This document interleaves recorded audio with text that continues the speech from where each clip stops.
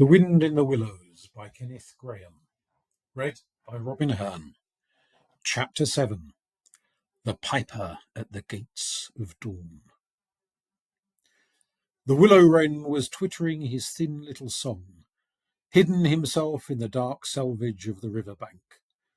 Though it was past 10 o'clock at night, the sky still clung to and retained some lingering skirts of light from the departed day, and the sullen heats of the torrid afternoon broke up and rolled away at the dispersing touch of the cool fingers of the short midsummer night. Mole lay stretched on the bank, still panting from the stress of the fierce day that had been cloudless from dawn to late sunset, and waited for his friend to return. He had been on the river with some companions, leaving the water rat free to keep an engagement of long standing with Otter, and he had come back to find the house dark and deserted, and no sign of Rat, who was doubtless keeping it up late with his old comrade. It was still too hot to think of staying indoors, so he lay on some cool dock leaves and thought over the past day and its doings, and how very good they all had been. The rat's light footfall was presently heard approaching over the parched grass.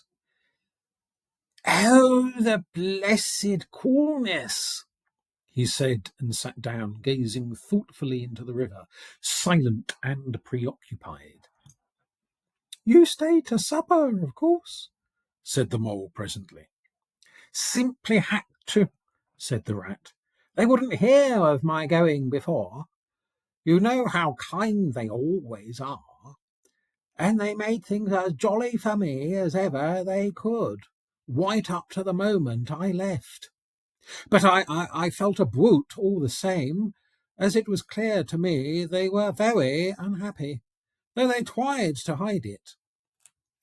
Mole, I'm afraid they're in trouble. Little Portly is missing again, and you know what a lot his father thinks of him, though he never says much about it." "What, that child?" said the mole lightly.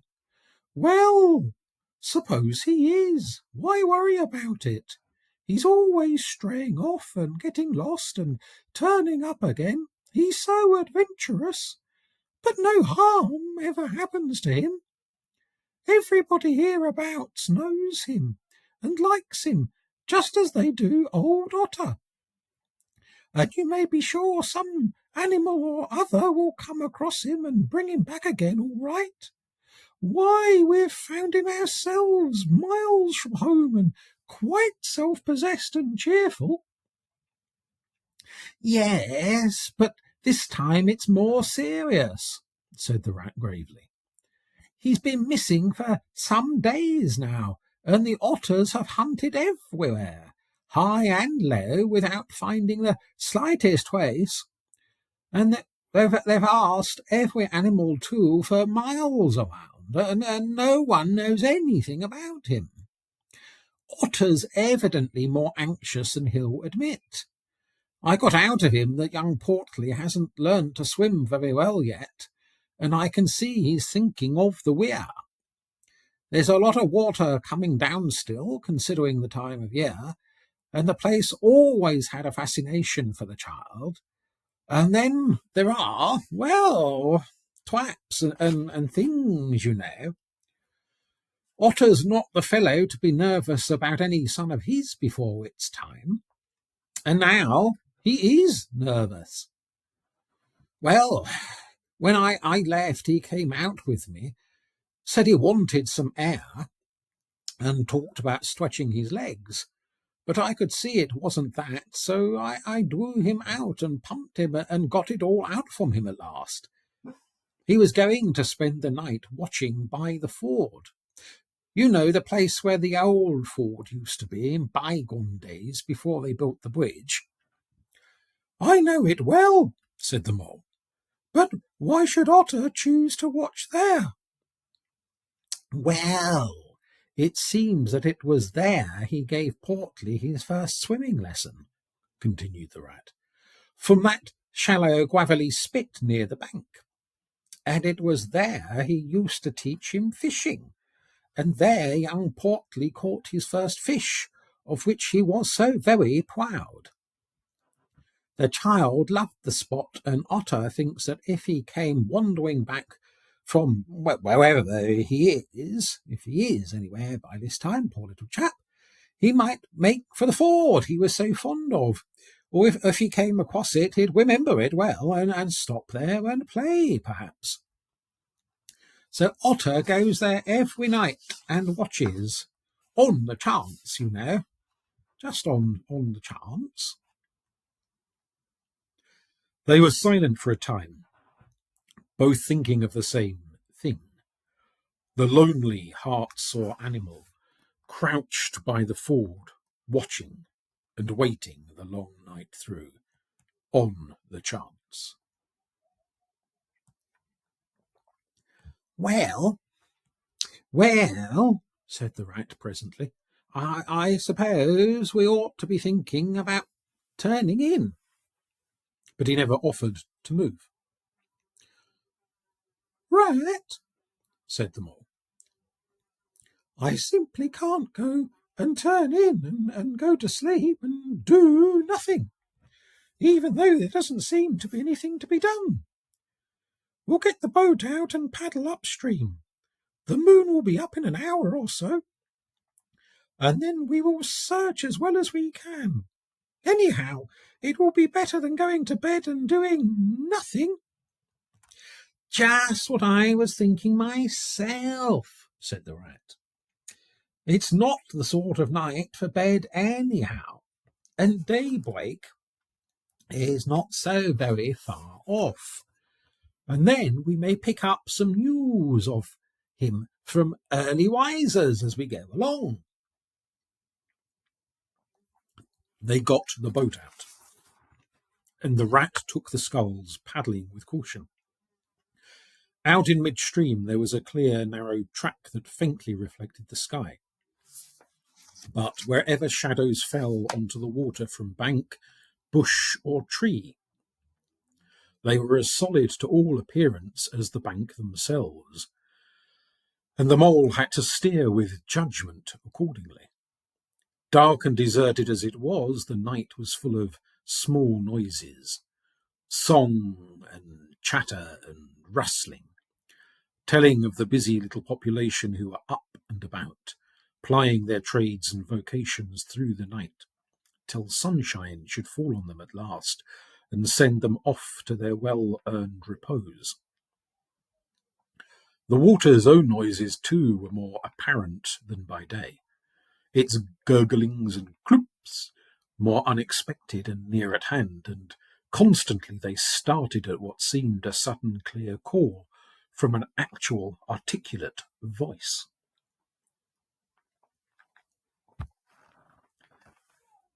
The line of the horizon was clear and hard against the sky, and in one particular quarter it showed black against a silvery climbing phosphorescence that grew and grew.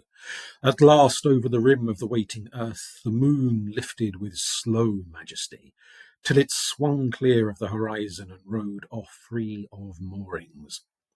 And once more they began to see surfaces, meadows widespread and quiet gardens, and the river itself from bank to bank, all softly disclosed, all washed clean of mystery and terror, all radiant again as by day, but with a difference that was tremendous. Their old haunts greeted them again in other raiment, as if they had slipped away and put on this pure new apparel and come quietly back, smiling as they shyly waited to see if they would be recognized again under it. Fastening their boat to a willow, the friends landed in this silent silver kingdom and patiently explored the hedges and hollow trees, the runnels and the little culverts, the ditches and dry waterways. Embarking again and crossing over, they worked their way up the stream in this manner, while the moon, serene and detached in a cloudless sky, did what she could though so far off, to help them in their quest, till her hour came and she sank earthwards reluctantly and left them. The mystery once more held field and river. Then a change began, slowly, to declare itself.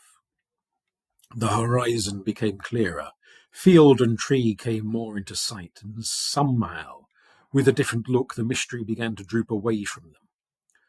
A bird piped suddenly and was still, and a light breeze sprang up and set the reeds and bulrushes rustling. Rat, who was in the stern of the boat while Mole sculled, sat up suddenly and listened with a passionate intentness. Mole, who with gentle strokes was just keeping the boat moving while he scanned the banks with care, looked at him with curiosity. "It's gone," sighed the rat, sinking back into his seat again. "So beautiful and strange and new. Since it was to end so soon, I almost wish I had never heard it. For it has roused a longing in me that is pain, and nothing seems worthwhile but just to hear that sound once more and go on listening to it forever. No, there it is again!" he cried, alert once more. Entranced, he was silent for a long space, spellbound. "Now it passes on, and I begin to lose it," he said presently. "Oh, Mole, the beauty of it, the merry bubble and joy, the thin, clear, happy call of the distant piping. Such music I never dreamed of, and the call in it is stronger even than the music is sweet. Row on, Mole, row, for the music and the call must be for us." The Mole, greatly wondering, obeyed. "I hear nothing myself," he said, "but the wind playing in the reeds and rushes and osiers." The rat never answered, if indeed he heard. Rapt, transported, trembling, he was possessed in all his senses by this new divine thing that caught up his helpless soul and swung and dandled it, a powerless but happy infant in a strong, sustaining grasp. In silence, Mole rode steadily, and soon they came to a point where the river divided.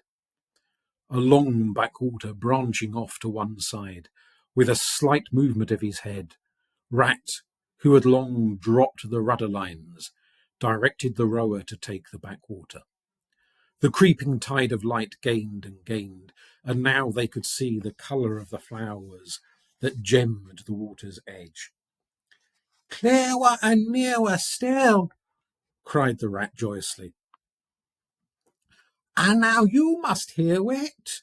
Surely, at last, I see you do." Breathless and transfixed, the Mole stopped rowing as the liquid run of that glad piping broke on him like a wave, caught him up and possessed him utterly. He saw the tears on his comrade's cheeks and bowed his head and understood. For a space they hung there, brushed by the purple loosestrife that fringed the bank. Then the clear, imperious summons that marched hand in hand with the intoxicating melody imposed its will on Mole, and mechanically he bent to his oars again, and the light grew steadily stronger. But no birds sang, as they were wont to do at the approach of dawn, and but for the heavenly music all was marvellously still. On either side of them as they glided onwards, the rich meadow grass seemed that morning of a freshness and a greenness unsurpassable. Never had they noticed the roses so vivid, the willow herb so riotous, the meadow sweet so odorous and pervading. Then the murmur of the approaching weir began to hold the air, and they felt a consciousness that They were nearing the end, whatever it might be that surely awaited their expedition. A wide half-circle of foam and glinting lights and shining shoulders of green water, the great weir closed the backwater from bank to bank, troubled all the quiet surface with twirling eddies and floating foam streaks, and deadened all other sounds with its solemn and soothing rumble. In midmost of the stream, embraced in the weir's shimmering arm spread, a small island lay anchored, fringed close with willow and silver birch and alder. Reserved, shy, but full of significance, it hid whatever it might hold behind a veil, keeping it till the hour should come, and with the hour those who were called and chosen. Slowly, but with no doubt or hesitation whatever, and in something of a solemn expectancy, the two animals passed through the broken, tumultuous water and moored their boat at the flowery margin of the island.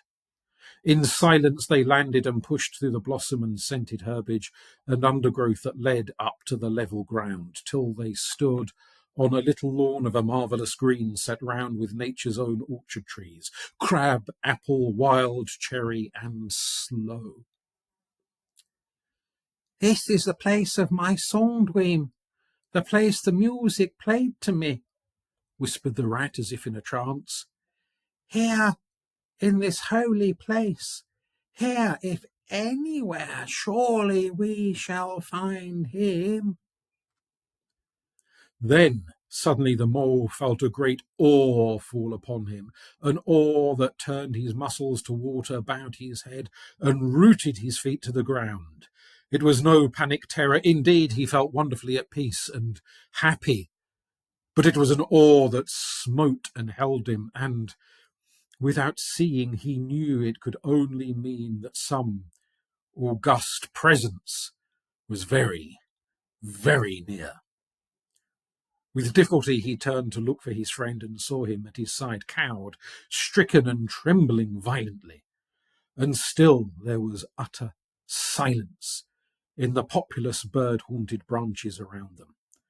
And still the light grew and grew. Perhaps he would never have dared to raise his eyes, but that, though the piping was now hushed, the call and the summons seemed still dominant and imperious. He might not refuse. Were death himself waiting to strike him instantly? Once he had looked with mortal eye on things rightly kept hidden. Trembling, he obeyed and raised his humble head, and then in that utter clearness of the imminent dawn, while nature, flushed with fullness of incredible colour, seemed to hold her breath for the event, he looked in the very eyes of the friend and helper, saw the backward sweep of the curved horns gleaming in the growing daylight, saw the stern hooked nose between the kindly eyes that were looking down on them humorously, while the bearded mouth broke into a half-smile at the corners, saw the rippling muscles on the arm that lay across the broad chest, the long, supple hands still holding the pan pipes, only just fallen away from the parted lips, saw the splendid curves of the shaggy limbs disposed in majestic ease on the sward, saw, last of all, nestling between his very hooves, sleeping soundly in entire peace and contentment, the little, round, podgy, childish form of the baby otter. All this he saw, for one moment, breathless and intense, vivid on the morning sky, and still he looked. He lived. And still as he lived, he wondered. "Rat," he found breath to whisper, shaking, Are you afraid?" "Afraid?" murmured the rat, his eyes shining with unutterable love. "Afraid of him? Oh, never, never. And yet, oh, Mole, I am afraid. Then the two animals, crouching to the earth, bowed their heads and did worship. Sudden and magnificent, the sun's broad golden disk showed itself over the horizon facing them, and the first rays shooting across the level water meadows took the animals full in the eyes and dazzled them. When they were able to look once more, the vision had vanished, and the air was full of the carol of birds that hailed the dawn. As they stared blankly in dumb misery deepening as they slowly realized all they had seen and all they had lost, a capricious little breeze dancing up from the surface of the water tossed the aspens, shook the dewy roses, and blew lightly and caressingly in their faces, and with its soft touch came instant oblivion.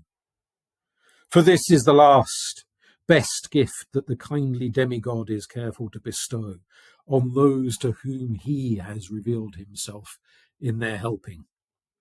The gift of forgetfulness, lest the awful remembrance should remain and grow and overshadow mirth and pleasure, and the great haunting memory should spoil all the afterlives of little animals helped out of difficulties, in order that they should be happy and light-hearted as before. Mole rubbed his eyes and stared at Rat, who was looking about him in a puzzled sort of way. "I beg your pardon. What did you say, Rat?" he asked. I think I was only remarking," said the Rat slowly, "that this was the right sort of place, and that here, if anywhere, we should find him. And look! Why, there he is, the little fellow!" And with a cry of delight he ran towards the slumbering Portly.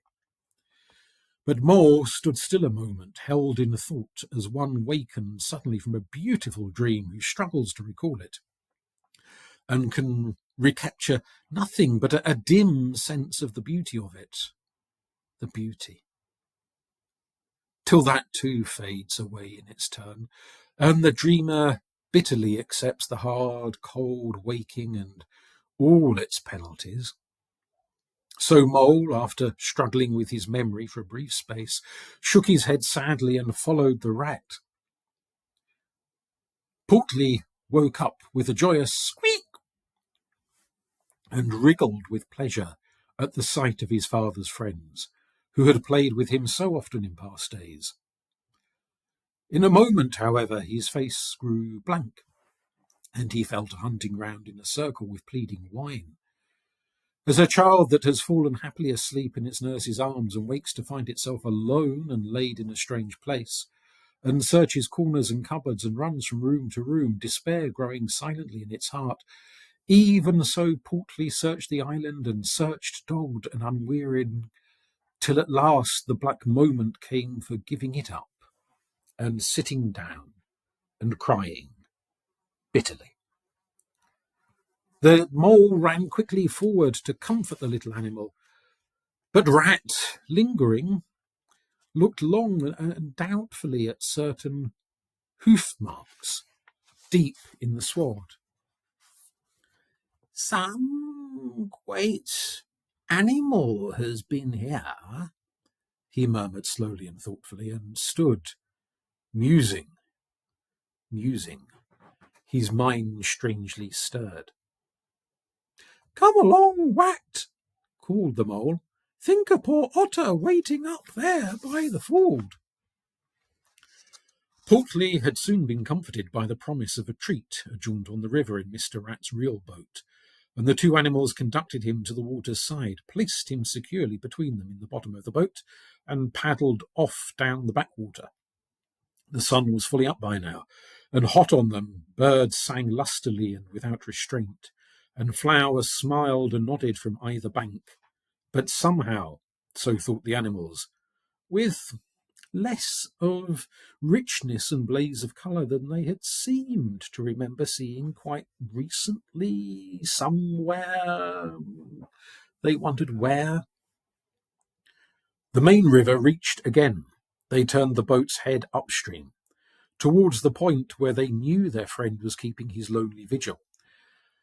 As they drew near the familiar ford, the mole took the boat in to the bank, and they lifted Portly out and set him on his legs on the towpath, gave him his marching orders and a friendly farewell pat on the back, and shoved out into midstream.